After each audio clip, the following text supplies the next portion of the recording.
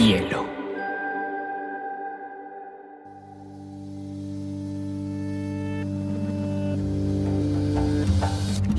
Coincide con la noción de estilo tal como se define en el diccionario. La lectura debe ser una de las formas de la felicidad y no se puede obligar a nadie a hacer más. Pero no tengo idea de lo que vas a usar después. Entonces un libro debe describir esa situación. Y digamos que no es el cuento se escribe así. Y a mí la cosa más importante que me ha pasado en la vida ha sido aprender a leer una pizca de exageración en esa frase.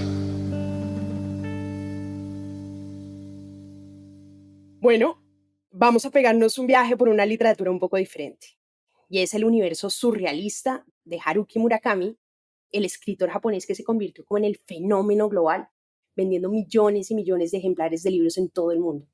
Sin duda, es uno de los favoritos de muchos lectores y el más criticado por otros. Eso sí, siempre dicen que se va a ganar el Premio Nobel de Literatura, pero hasta ahora nunca se lo ha ganado. Nació en Kioto en 1949, en medio de una familia de clase media, padre y madre, profes de literatura, y su abuelo, vean acá, es monje budista. Estudió literatura en la Universidad de Waseda, donde la bibliotecaria de su facultad le entregó el título a lector compulsivo. Yo necesito que me digan en qué biblioteca puedo yo también conseguir ese diploma, obviamente para dárselo a mi mamá.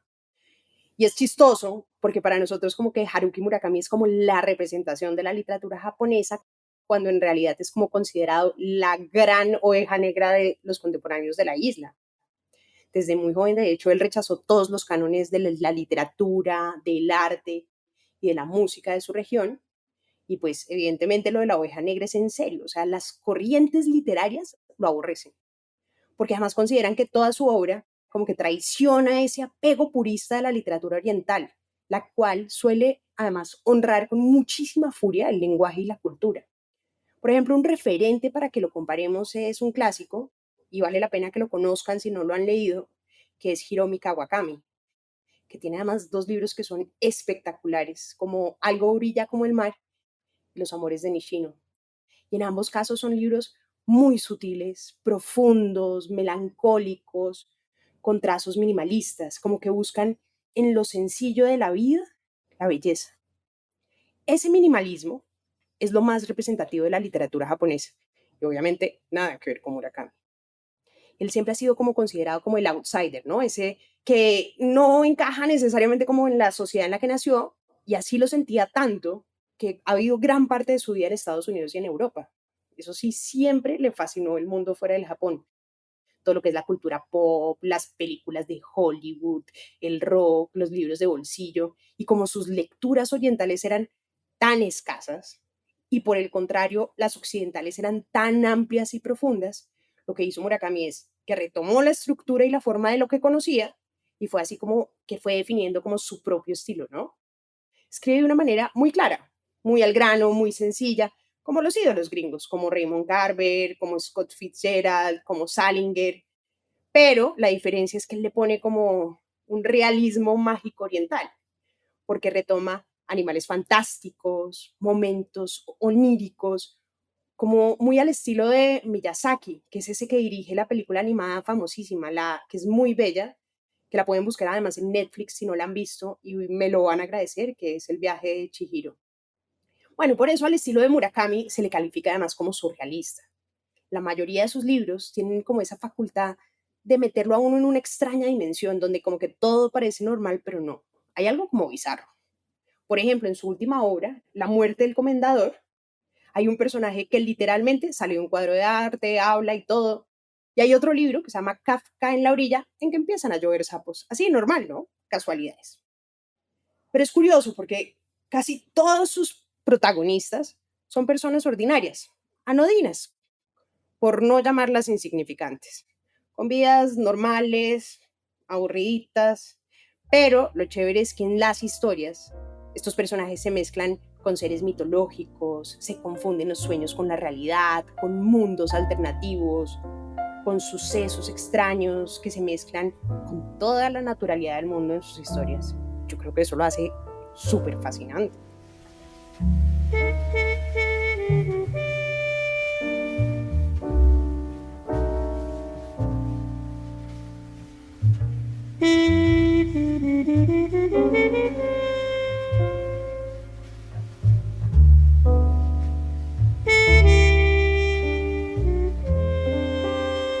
Además, Murakami es, con toda seguridad, todo lo que los lectores nunca esperaríamos de él. Y es que es un hombre común y corriente, excepto cuando escribe. Se levanta todas las mañanas a las 4 de la mañana, prepara café, oye un poco de música barroca, prende el computador y escribe sin parar hasta mediodía. Y en la tarde lo que hace es que se entrena para sus otras dos pasiones, que son correr y nadar. Pero correr a lo maratón, ¿no? Compite y todo el pelado. Y evidentemente pues es un crack en ese sentido. Eso sí, a veces como que invierte el orden de la rutina, ¿no? Entre el ejercicio y la escritura, pero pues obviamente el orden de los factores, en este caso, no afecta al resultado. Y es muy curioso porque él dice que él define el ejercicio o el ejercicio lo define a él porque ha dicho que la escritura no solo requiere fuerza mental, sino que requiere fuerza física. Y es que cuando él escribe, él dice que necesita como una fuerza para entrar a lo que él llama la otra habitación, que es como ese submundo, ¿no? Y entonces él tiene que empujar la puerta y cerrarla para entrar a ese mundo creativo y escribir. Dice que esa es la única forma que él ve de escribir una novela, que se tiene que llegar a ese inconsciente, que se tiene que llegar a ese caos y construir desde ese caos. De ahí es de donde salen sus relatos fantásticos, sus relatos extraños con tramas tan peculiares. Eso sí, cuando termina de escribir o de correr, a las 9 de la noche está profundo. Y para él esa rutina es inquebrantable. O sea, no la cambia, pero por nada.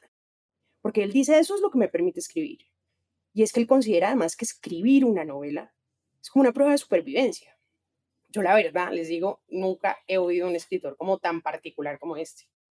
De hecho, hay una definición que me gusta mucho del diario inglés The Guardian y dice que Murakami, más que un escritor, parece como un espectador curioso y desconcertado. Y es que ni él entiende de dónde salen esas historias surrealistas que emergen de su subconsciente. Y lo chistoso es que además también se sorprende de lo que pasa en sus historias. Imagínense, él está tan emocionado como uno tratando de descubrir qué es lo que va a pasar con los protagonistas. Pero hay una cosa además que me parece increíble. Y es que a él también le sorprende que la gente no lo considere un hombre común, siendo que es considerado como por millones de lectores en todo el mundo como alguien especial. Yo no sé si ustedes han leído biografías de escritores famosos, y es que algo común en ellas es que hay un impulso siempre en esos escritores desde muy joven por escribir, ¿no? Como que tienen una fuerza, como que tienen una obsesión, un juego vital adentro. Y a diferencia de muchos escritores, él no soñaba para nada con escribir, ¿saben? Es más, ni siquiera se le pasó por la cabeza. Pero le pasó algo muy curioso. Un día, ya grande, como de 29 años, viendo un partido de béisbol, estaba tomando cerveza en un calor así impresionante, estaba viendo así como un afamado beisbolista que se llama Dave Hilton, que hace así como la jugada perfecta, y se le ocurrió ahí que podía ser escritor, y dice, oh, creo que voy a ser escritor. Y así, literalmente, empezó a volverse el más bestsellerudo del mundo mundial. Su primera novela fue una que se llama Hear the Wind Sing, que se traduciría algo así en el español como Oye al viento cantar. Y con su primera novela ya se ganó un premio de literatura que se llama el premio Gunzo, que es como un premio literario japonés súper mediático. Y pues ese fue el primer reconocimiento o el primer boom de popularidad para que él le llegara a muchos lectores. Uno dice, man, pero ¿quién se gana un premio literario en el primerazo? Pero no crean. El primer manuscrito era tan malo que su esposa, que es como su lectora predilecta, ni siquiera lo terminó de leer. Y ahí le pasó algo que es muy importante para cualquier escritor, y es que descubrió la importancia de terminar un texto, revisarlo, corregirlo, reescribirlo, y así hasta ajustar la última palabra, el último párrafo, la última línea, ¿no? Hoy en día, Murakami puede escribir entre 4 o 5 borradores de su novela y puede pasar 6 meses escribiendo el primer borrador y luego pasa 7 o 8 meses reescribiéndolo. Dicen, además, en el mundo de la literatura que uno no tiene que escribir bien, pero sí tiene que saber editarse muy bien. Y Murakami sí que sabe editarse bien. Bueno, de su primera novela, con ese nombre tan poético de Oye al viento al cantar, las que siguieron pues fueron todo un efecto avalancha. Cada libro que sacaba se hacía más popular y pues ya la reventó así con toda en el 87, cuando publicó su primera novela realista que se llama Tokyo Blues, que es además, a mi criterio, la más dura y la más triste. Y así ahí sí se convirtió en la mega estrella literaria, la voz de la generación de facto, la versión japonesa de los años 80 de J.D. Salinger. Y la verdad es que es un escritor muy particular, porque no tiene para nada vida de escritor. No me refiero a lo que escribe, no me refiero al oficio de escribir, sino que ustedes saben que los escritores tienen dos vidas, ¿no? La del oficio y la de los viajes, la de los clubes de lectura, la de los festivales. Se la pasan apareciendo en noticias, en medios, en podcasts como este. Murakami, si me oyes, estás muy invitado. Es un hombre muy reservado. Evade todas las entrevistas, odia a los periodistas, no hace parte de ningún grupo intelectual, porque esa es otra cosa con los escritores. Todos tienen amigos escritores que los refuerzan o los influyen, y jamás se le ven eventos culturales. Son muy poquitos. Si alguna vez ven algún evento cultural con Murakami, vayan a verlo porque no se va a repetir. De hecho, oírlo en entrevistas es súper chistoso porque los entrevistadores le hacen así preguntas súper profundas y él responde con lo más básico del mundo. Obviamente es como, ¿qué significa cuando? Y él es, no me gustaban los gatos.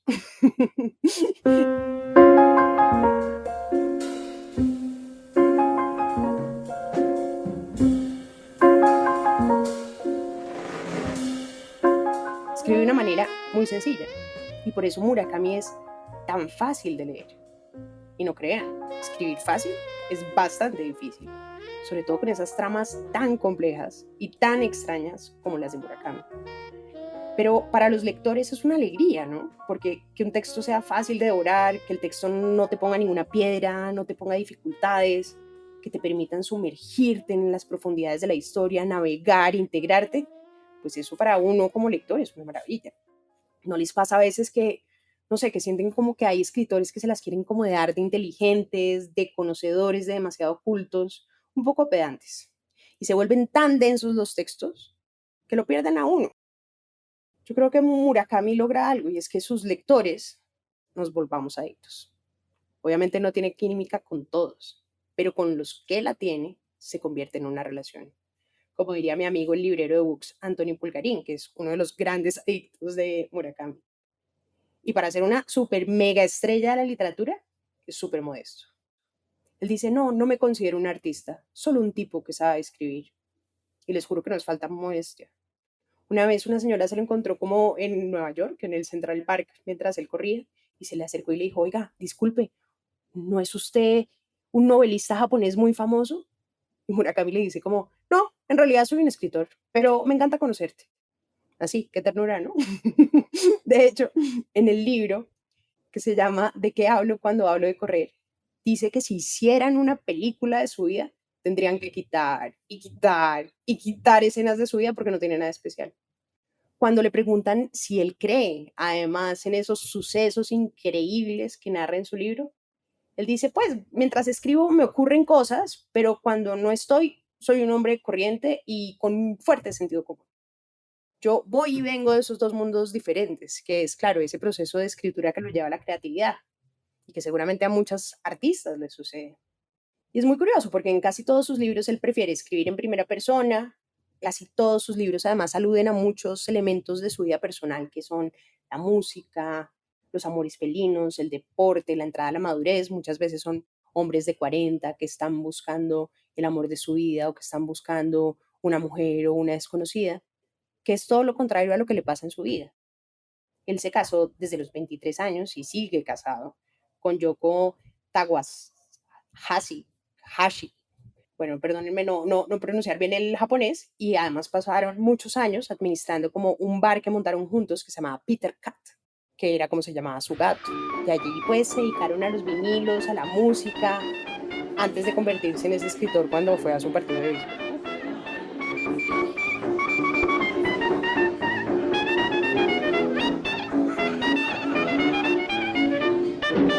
Y además tiene una fascinación por la música que se representa además por una colección de más de 10.000 vinilos y un amor absolutamente obsesivo por la música clásica como Beethoven, Brahms, Mahler, el jazz, que siempre está presente en sus historias. De hecho, Tokyo Blues, que en inglés se llama Norwegian Wood, Al sur de la frontera, Al este del sol o After Dark, que son sus libros, son nombres de canciones o de álbumes de música. Sea por su colección musical o porque en muchos de sus libros mencionan tantas canciones, siempre está ese sonido de ambiente que se presta para armar listas.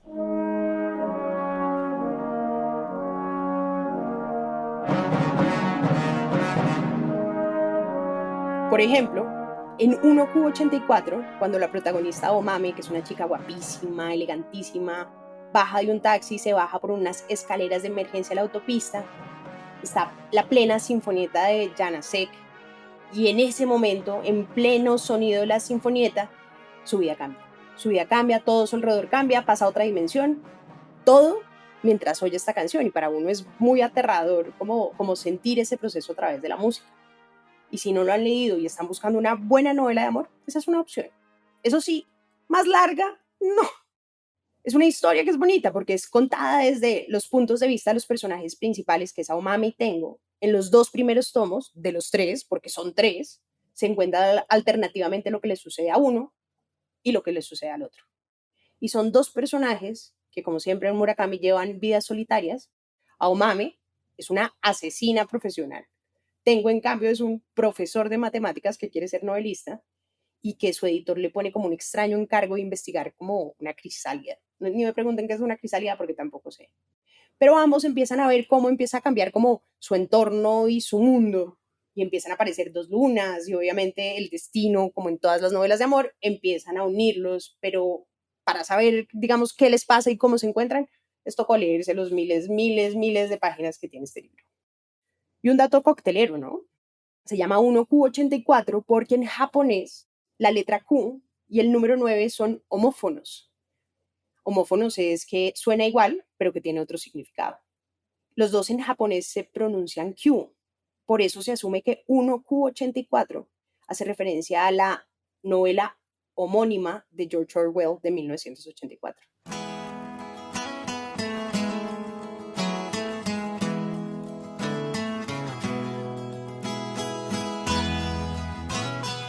Bueno, volviendo a la música, en Tokyo Blues, la canción de los Beatles que le da nombre al libro, esa canción se le cruza a Watanabe, que es el protagonista, en un momento clave de la historia.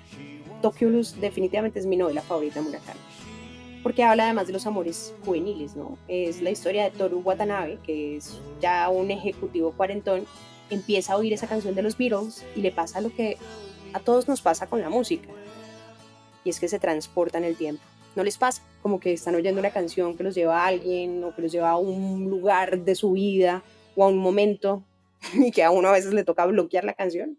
Bueno, eso le pasa un poco a Watanabe, que recuerda a Naoko, que era como una chica muy inestable, que era la novia de su mejor amigo que se suicida.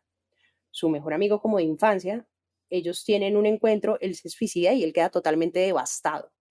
Pero él se la vuelve a encontrar a ella y empiezan como a tener como un vínculo muy fuerte.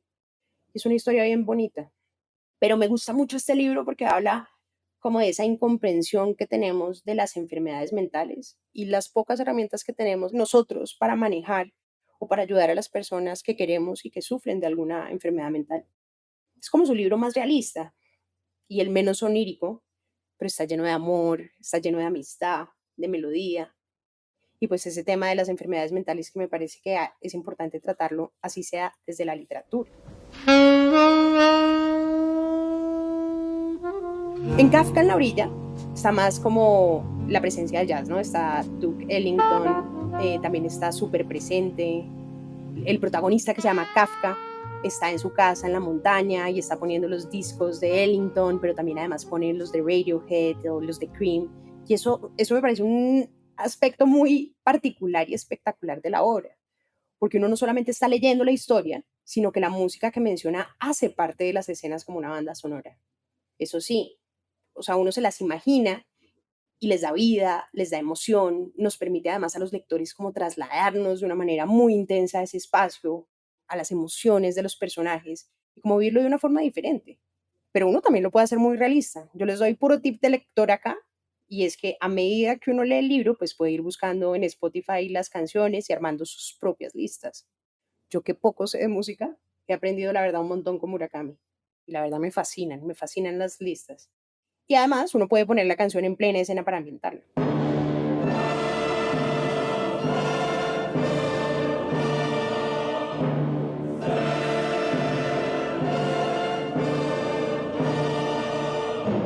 esto no es solo para amenizar la charla y para darles los pelos de punta, sino que es una interpretación de Carmina Burana, que seguramente la han oído en todas las películas que hemos visto de Hollywood, de la Filarmónica de Berlín, dirigida por Seiji Ozawa, que fue entrevistado por Murakami. Murakami hizo algo muy particular con un libro que se llama Música, solo música, y es que conoció a Seiji Ozawa, que es el director de orquesta más famoso de todos los tiempos, que dirigió la Orquesta Sinfónica de Toronto, la Orquesta Sinfónica de San Francisco, la de Boston, y a él le hace un libro dedicado al amor a la música. Y es muy entrevista, muy periodístico, pero es bien bonito. Murakami dice que oír jazz y clásica de manera como alternativa para él es como un estímulo, ¿no? Como que le alimenta el espíritu, que le alimenta la mente, que le alimenta el alma. Y dice que la música le genera paz interior, por eso está tan presente, digamos, en su vida y en la obra. Y que esa alegría que siente él cuando oye música, no la siente con nada más. En una entrevista al periódico español El País, explicó que la música no solamente es el fondo de sus libros, sino que es la forma. Y es que la sonoridad hace parte de su proceso creativo. Había una frase muy bonita que decía como, viene la melodía, que en la literatura viene a ser un ordenamiento apropiado de las palabras para que vayan a la par del ritmo. Si las palabras acomodan al ritmo de una manera suave y bella, uno no puede pedir más. No, es un genio porque lo que hace es que usa las técnicas y características que él aprecia de la música para escribir. Muy teso, ¿no? Dice como, imagino que el teclado del ordenador es como un piano e improviso sobre él. Y obvio, como su primer trabajo, el primer trabajo de adolescencia de Murakami fue trabajar en una tienda de vinilos, pues la música siempre ha hecho parte de su formación. I read proverbs. Just like I play music. I used to be an owner of a jazz club in Tokyo before I became a writer. So music means a lot to me. And sound, and rhythm, and free improvisation. Dice, lo siguiente es la armonía, los sonidos mentales que sostienen las palabras. Luego viene la parte que más me gusta, la libre improvisación. A través de algún canal especial, la historia fluye libremente desde el interior. Todo lo que tengo que hacer es sumergirme en la corriente. Y fíjense lo importante que para un lector es sentir esa melodía, ese ritmo, esa sonoridad. Y él tiene todo, sonido, ritmo, improvisación, como en el jazz que tanto le gusta. Eso es su literatura. Hay otra cosa que es particular que pasa en sus historias y es que él nunca sabe a dónde van. Él, como nosotros, los lectores, también quiere saber a dónde van. Aunque tiene temáticas que se repiten y son súper recurrentes, ¿saben? Como Jorge Luis Borges, que tienen obsesiones. So, I have 3 things to help me. The cat, and the books, and the music. Él particularmente tiene obsesiones con mujeres misteriosas, con gatos, con poderes supernaturales, con mundos paralelos. Y evidentemente, aquí cuando habla de libros, música, pues hacen parte fundamental de su obra. Hay otra cosa que me gusta y es que menciona muchos platos japoneses, que uno no tiene ni idea qué son, pero yo me la paso ahí como en Google mientras leo buscando los platos. Obviamente uno los ve y no le dan ni 5 de ganas de probarlos porque se ven muy extraños, pero bueno, uno aprende de platos japoneses.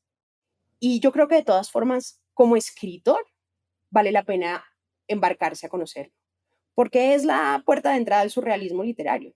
Ustedes corren el riesgo de volverse unos adictos. O simplemente tener el poder de decir, sí, lo leí y no me gustó, pero pásense de todas formas, dense la probadita, ¿no? ¿Qué tal que les termine gustando?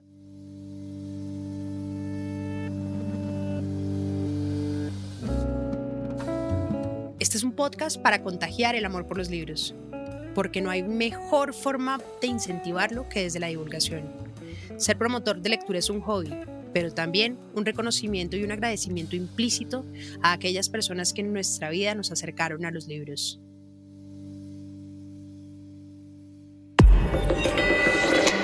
Bielo.